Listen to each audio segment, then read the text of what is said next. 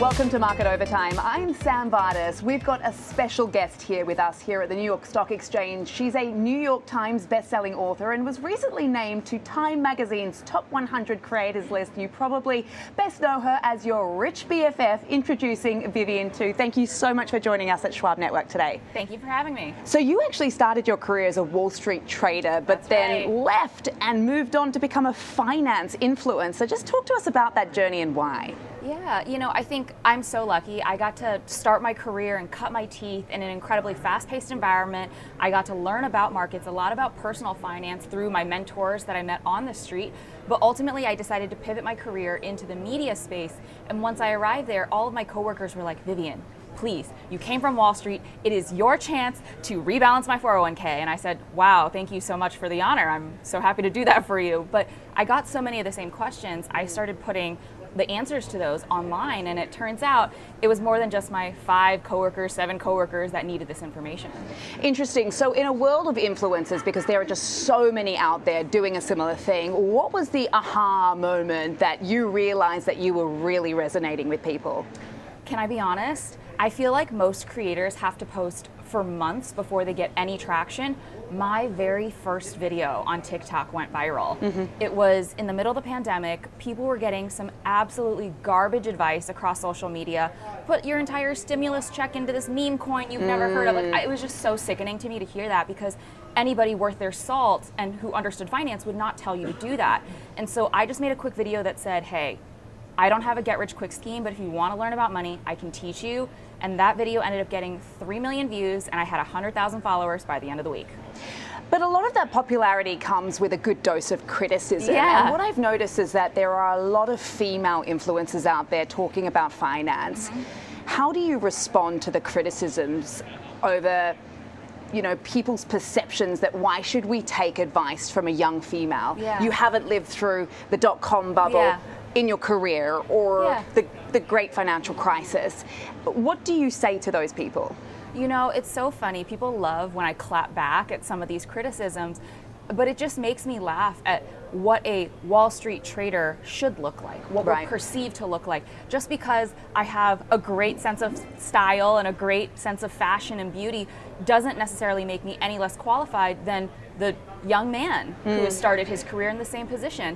And I think it was really upsetting to me that so many people doubted my credentials, doubted my knowledge because of how I looked. But that was the exact point, and I really do believe I succeeded because of those identifying attributes versus in spite of them. For the first time, so many young women, so many people of color, so many members of the LGBTQ community saw someone that looked like they could be their best friend. I looked like I could be anybody's best friend from college, and all of a sudden, finance wasn't this scary topic that your econ professor lectured you on or your dad's financial advisor told you were being irresponsible with your money. It was coming from a friend, and people were so much more likely to listen and care and, you know, believe what I had to say. Right. So you've written this book, Well Endowed, just about to come out, and we'll just get it in shot here. Who is this book for? Yeah. This book is for everybody who is thinking about their major life moments and wanting to use money to maximize them. So for my first book, Rich AF, I talk all about the basics. So budgeting, asking for a raise, saving, investing, paying down debt. But in Well Endowed, I talk about all of the major life milestones where making the right financial choice is going to be the difference between whether you win or lose. And so that includes major purchases like homes, cars, and insurance. It includes who you get married to. Are you smart enough to get a prenup? How do you manage a divorce? How do you gift or loan money to family? How you manage it with friends? How do you set your kids up for financial success? How do you make sure that you have a beautiful today, but still have a retirement you're really excited for? And then to close us all out, like, how do we use trusts, wills, power of attorney, healthcare directives in that estate planning portfolio to make sure that not only can you live a life that feels very rich, but also leave a little bit of a legacy behind for the ones you care about. But why another finance book? Because there's also just so many of those out there. Because I think so many books cover the basics, but they never go deeper. And for me, my audience is going through those same life stages that I am. And in between the first and second book, I got married. I went through a round of embryo freezing with my husband. if I'm being honest, I had to have a little bit of a transparent conversation with my parents about their health, you know, how things are looking. They're getting older. And I also really started thinking about, what do I want the rest of my legacy to look like? And is it money that I'm still chasing, or is it something else? And I really hope reading this book helps other people figure out what the reason they're doing it all for is. So you draw on your personal experiences. I do. So it does have a very personal touch. Now I want to ask you a question that I actually put to Jim Cramer when he brought out his latest book as well here on the floor of the New York Stock Exchange. Why can't people get this information and this financial advice from ChatGPT? Because ChatGPT is frankly not able to understand nuance. We've all seen the headline that, you know, ChatGPT is no longer allowed to provide legal, medical, or financial advice. There is a reason for that, because they get it wrong. They do not understand your specific situation. And I'm not necessarily saying that a book that was written at one time-stamped moment in time is going to be perfect. But I'm going to walk you through multiple different scenarios for people who are married, divorced, have kids, don't have kids, who want to retire at 35 and live in an Airstream, or you want to retire at 65 and own 2 homes. I walk you through how to think through it in your own life versus providing you a cut and dry answer that you can just copy and paste and do. And for me, it's all about that, because that's what financial literacy is. It's not having every single answer. It's knowing enough that you can find the answer. So what is a well-endowed life? Not giving away too much in the book, because obviously we want you to have some sales here and get people to read it, but just explain to us what that is characterized by. Yeah, I think if we actually look at the title, it's a little cheeky, but if you think deeply about what being well-endowed means, it's describing an endowment. And we've heard this phrase, a Harvard's endowment, a charity's endowment. An endowment is very literally just a pile of money that is invested and can grow for the future, so that an organization's mission can be, you know, pushed on into perpetuity. It can continue into the future. And that's what I think a well-endowed life is being able to have a financial baseline, a financial safety net that will then be able to be invested and take care of you for the long haul. Yeah. What have you identified as the biggest financial constraint for young people these days? I mean, is it their higher school education, loan debt, or is it trying to get into the housing market? Because we've been talking about incredible stats here at the Schwab Network with economists who have been talking about how the age of the first homeowner post-COVID has gone from the mid-30s to 40. Yeah. It's 10 years later, right?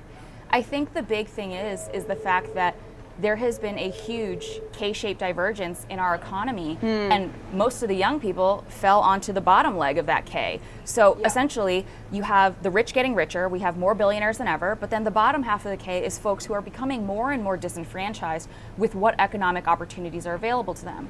We have seen the cost of living rise exponentially, the cost of a 4-year education through college exponentially risen, houses are exponentially more expensive, but wages have stagnated. Those entry-level jobs are still paying what they paid 15 years ago, 30 years ago. And that is a big problem, because we now have less buying power than the generation before us. And so I think a lot of young people are feeling like no matter how hard they work, they can't get ahead. And it's only made worse by the fact that on social media, you see the outliers, the survivors, the 25-year-old who sold their startup for $1.5 billion. That makes you feel like you're doing something wrong, when in fact, most young people are struggling. And we, as a nation, need to decide what are legislative policies that can be put in place to really give these people a fighting shot. I do want to talk about media literacy and something that you sort of talked about, because obviously this is feeding into how people make financial decisions. As you say, people feeling like they're doing it all wrong. But I just want to touch on something as a finance influencer, and I like the word educator more. What is the number one question that you get asked the most? Ooh, I think it's, what should I invest in? Right. And it's so simple. They're like, give me the answer now, please, put it in my hand. And it's not quite so simple, right? You have so many different factors that you have to consider, and that's why financial advisors have to be licensed, because they have to be able to take into account that nuance. So it's, how far are you away from retirement? It's, how much are you making? So if you were to lose some of this money, if you saw a market downturn, how scared would you be? Would you need that money to pay rent? It's, oh, what does the rest of your portfolio look like? Are you invested in high risk assets, things like cryptocurrency or collectibles or, the other things that young people love? Like, we have to look through the entire span of what you are investing in to make sure that you get the right recommendation. And so certainly I share that I love a diversified portfolio filled with index funds, but each individual person needs to figure out what they're investing in on their own. So there are things in there that people would say was really scary. So how do you help people navigate or address their feelings that financial planning is just so overwhelming and quite frankly, it's just too hard? Yeah, I think that's because you've been told your entire life that you're bad with money. If you hear something enough times, you start to believe it. Right. And in fact, I think that's really unfair because we have movies that come out that are like Confessions of a Shopaholic, and we see headlines that are like, you eat too much avocado toast, like, heaven forbid I like breakfast. Hey, that came from Australia. Yeah, exactly. And I think it's so silly that like we are pinpointing these like trope level items to villainize when in fact we don't teach this stuff K through 12. It's not federally mandated. It's the fact that all of a sudden, when we are asked to make some of the biggest decisions of our lifetime, we're only 18. People are taking on 6 figures of student loan debt before they can even legally have a drink. And it's the fact that once they become adults, there are so many factors at play that require their dollar every single day in and day out. And I think that's really frustrating because it feels like it's very hard to actually get ahead. And you've also got a podcast called Net Worth and Chill, which has generated a lot of excitement, been very successful, very popular. I'm just wondering, what episode do you think has been the biggest hit? Ooh, okay, I actually can pinpoint this exactly. It's the top viewed episode, and it was Are we going into a recession? And the net of the entire video was maybe, but you shouldn't be, crying your eyes out, because over the course of your lifetime, between now and when you retire, especially if you're my age, you'll probably see 5 to 8 downturns. And those are actually going to be your best money-making opportunities. Interesting. I do want to actually ask you about that because, just getting back to you, being a former Wall Street trader, what do you make of the stock market lately? And, the disconnect between Wall Street and Main Street, and also just how people should think about it as generating income from. Yeah. Well, I think the stock market is doing well. I think it's done even better in the last couple days because of potential murmurs around who might become Jerome Powell's replacement, and the fact that they are interested in potentially lowering rates, which usually supercharges the stock market. But I think something that we've heard time and time again is like the stock market is overvalued, and a big part of that is I think 90% of the stock market is owned by 10% of the people.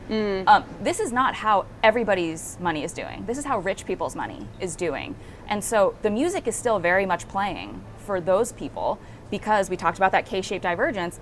Everything feels honky-dory there, but I think it's not necessarily a great representation of how the overall economy is doing and how the average American is feeling about their wallet. We've got a sense of how the average American is feeling right now. I believe that affordability was the most searched word according to Investopedia.com. How have you been talking about that over the last year or so? And what's the biggest challenging sort of question out there that you're hearing about? I think affordability is terrifying for most people. When they go to the grocery store and they can't buy as much food as they got 6 months ago, that's a problem because it's not like their family got any less hungry. Right. Not that their kids want smaller lunches.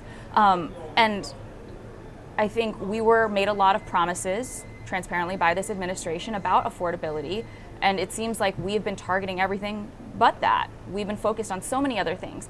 And so I do believe that affordability is going to come to a head. When the average American can no longer live a baseline level life, that's a problem. That is a failure as a government, because a strong government, a strong country is built on a strong middle class. And so, when I have people in my DMs asking me, hey, I'm about to get kicked out of my apartment, or I can't afford groceries this week, what do I do? It breaks my heart because I can't help people budget their way out of poverty. I can't help people budget their way out of a paycheck to paycheck lifestyle. There are certainly local resources or, community initiatives that they can tap into, but our whole country can't be one big GoFundMe link. Yeah, understood. And, as far as people's spending habits, I heard you say a really interesting line, and it was something somebody told you, actually. Yeah. What would you buy if you couldn't tell anyone about it? I'm just wondering, with social media, has that been bad for people's spending habits and financial decisions? Terrible. Talk to us about that. Because when you see on social media that every single week your favorite influencer, somebody you look up to, has something new, it makes you want it. It makes you think that if you can't have it, you have a bad life. But we have to realize that back in our parents' generation, keeping up with the Joneses was literally keeping up with their neighbors. They could only see so far as the neighborhood that they could move into, that they were already roughly in that same economic tax bracket. Yeah. But now you can look on your phone and see the inside of celebrities' private jets or that island that they rented for their vacation. And I hope this is true, that everybody agrees with this, but you don't need a private jet or a private island to be happy and live a really, really rich life. It makes you think that what you have is not enough. Comparison becomes the thief of joy. And frankly, that question of do you want it or do you want people to know you have it is really a mindset shift for me. I remember buying like my 5th or 6th designer bag, hoping that the cool girls would see that I had it and maybe they'd want to be my friend. They didn't. And the bag didn't make me feel any happier. But now I spend money on things that people can't, I don't bother telling about. Maybe it's like a really amazing night cream that helps my skin, or maybe it's the fact that I have a very expensive mattress that helps my back. They're not things you brag about. They're not, frankly, sexy. Some people still do. Some people do. That's weird. I am, not a big fan of doing that, but they're not the sexy things. You sometimes want to spend your money on things that'll actually bring you joy versus being able to just tell other people you're having a good time. Interesting. And, that sort of leads me to my next question about the fact that you've got a background in marketing. So I want to talk about this media literacy. How do you educate people about that? I mean, what is media literacy first and foremost? Yeah. And, how are you helping people understand that? Yeah, I think media literacy summed up in one quick sentence is just, do you understand the incentives behind what you are watching? Yeah. And it is so terrifying to me that my mom will send me links to videos and be like, oh wow, don't you think this would be like really cool for our house? And I'm like, Mom, that's an ad. She's like, really? My mom, someone who didn't grow up on the internet, doesn't have as much media literacy as someone who is media native like myself. But that same level of media literacy is lacking even in my generation or the generation after mine, because they will see online and wonder why every single influencer needs to have this one specific water bottle, not realizing for every single water bottle that influencer sells, they get a commission. And so I think media literacy is fully understanding where the incentives lie, why someone is talking about something, are they getting paid for it, and what is the product that is being sold? Is it the water bottle? Or frankly, if you're not being sold something, the product is you. It's your data. And so really understanding where those incentives are will help you be a more knowledgeable consumer. You've talked about your parents multiple times, and you are the product and the daughter of a classic immigrant story from China. Yeah. I'm just wondering how that has shaped how you think about money. I think I had a scarcity mindset for a very long time. My parents immigrated to this country. They needed to basically fight to survive. They were working around the clock. At multiple points, my dad was commuting from a different state back to Maryland where we lived because it was the only place where he could find a job. And so I've seen them make so many sacrifices to focus on surviving. But, I hope I don't offend anybody when I say this, but I'm entitled to a great life. I feel that way because I was born here. My parents made those sacrifices, and because of that, it is my duty, my obligation to thrive, not survive. And it has been hard coming for me to get rid of that mindset of, oh, I can't spend on this, I can't afford this. I need to take that out of my vocabulary. Maybe I choose not to spend on something, but I can afford it, I just don't want it. Have they read the book? No, they haven't read it yet. Okay. If I'm honest, I don't think they read my first book either. But they sure do love to tell their friends about it. Let's just say that. Interesting, because obviously it's tailored to a very different generation that, you know, our parents grew up in, and very different times. You know, I did reference obviously the age of the first home buyer now, but I do want to talk about your handle, Rich BFF. Yeah. What does that mean? Where does that come from? Everybody focuses on the rich part, but nobody focuses on the BFF part. I have a slew of girlfriends from college. They're still my closest girlfriends, were my bridesmaids at my wedding, and all of them are smarter than me.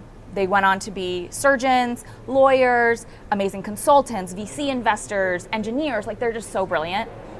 But I was always the one who chased money. And so 2 years out of school, when all of them were likely in their graduate degrees or maybe working, saving the world, I was making money. And so when we'd go out to dinner, I would pick up the tab because I could afford to. And it became a running joke that, oh, it's so nice to have a rich friend, rich friend, rich friend. And so when I wanted to start creating content, I looked up rich friend was taken, your rich best friend taken, rich best friend taken, all of it was taken. And so I finally found a way to like put the words together that was available as a handle, and your rich BFF ended up becoming the default. You mentioned your circle of girlfriends from college. I'm just wondering how different it is for females as far as, you know, how they think about financial planning versus males. Do you see a dispersion there, or are we at a point in society where that's just completely out the window, it's equal? You know, I think it's different for my group of girlfriends versus the average, I would say. I hope they're not upset that I share this, but most of my girlfriends out-earn their partners.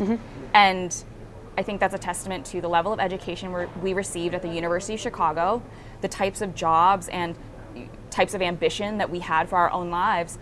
But I would say on average, when men think about money, it's about, I'm going to grow, I am going to build, I am going to increase, and it's usually I statements. But when women think about money, it's how can I take care of my parents? How can I take care of my kids? How can I take care of my family? It's much more community oriented or we minded. And that's also a very Eastern versus Western mentality when it comes to money. So I would just say that at our detriment, women oftentimes are a little too giving with the money that we make. And I'm not saying that that's like inherently a bad thing. I'm just saying make sure that it's not taken advantage of. And how has getting married changed the way that you look at money? You know, it hasn't, because my husband and I talked about money 30 days into our relationship. I moved into this awful apartment that was infested with roaches, had to break my lease, that cost $8,000. My roommate paid $4,000, I paid $4,000.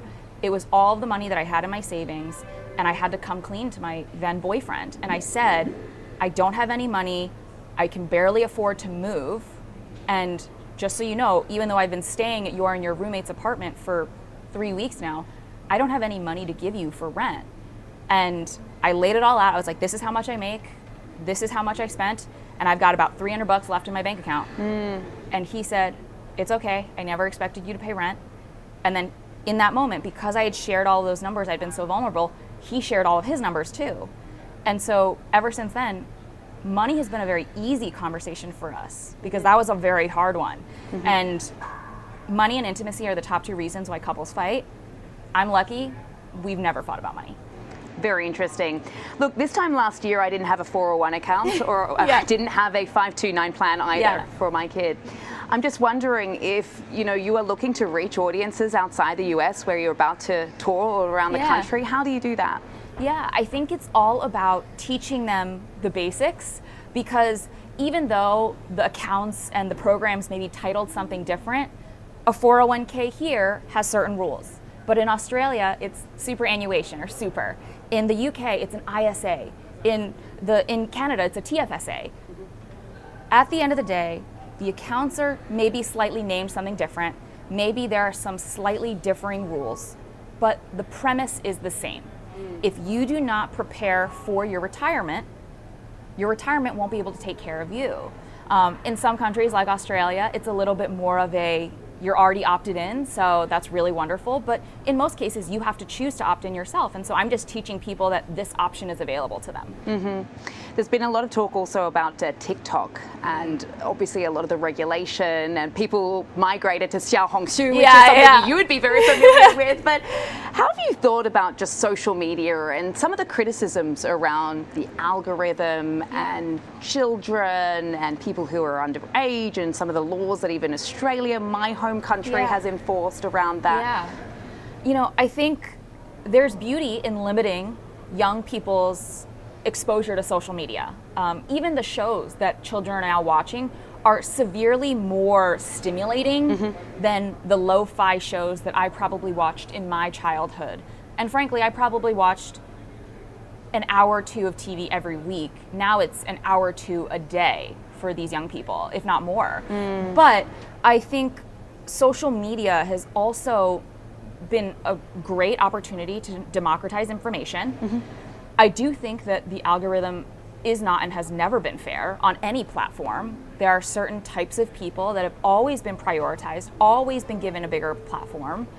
But at the end of the day, if you make good content, I really do believe the right audience will see it.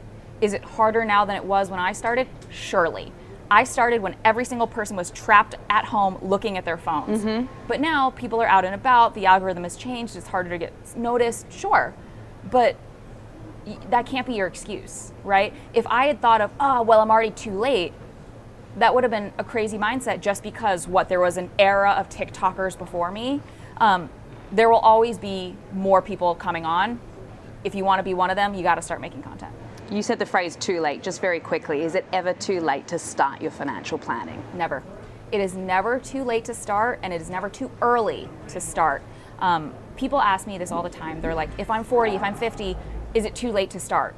No, but I'm not going to sugarcoat it. It would have been easier had you started it in your 20s. You would have had to put less money away. You would have just had time on your side for compound interest. But even in your 40s and 50s, you can still get there. You will have to set more money aside. You will have to use catch-up contributions to your advantage. You will have to use every single loophole you can find, and you have to get creative. You may even have to delay what your retirement looks like or what your happily ever after looks like. But I think you can get there. And what's next for Vivian Tu? You know, I think there's so much. There might be some cool things happening in the TV space, as well as I am launching my own tech venture called Ask Dolly. AskDolly.com, you can check it out. Essentially, I am providing 24/7 financial knowledge and then access to live human CFPs on demand. Very exciting. We'll come back and do it again soon and give us a bit of an update on those new ventures. We really appreciate it. Good luck with the tour. Can't wait to read the book. And thank you so much for your time. Thank you. That's all the time that we have for. Thanks to Vivian Tu, the founder and CEO of Your Rich BFF and Chief of Financial Empowerment at SoFi. Be sure to check out her new book, Well Endowed, now available. Thank you so much for watching Market Overtime. Be sure to visit our prior episodes by subscribing to our YouTube channel. I'm Sam Vardas. We'll see you again soon.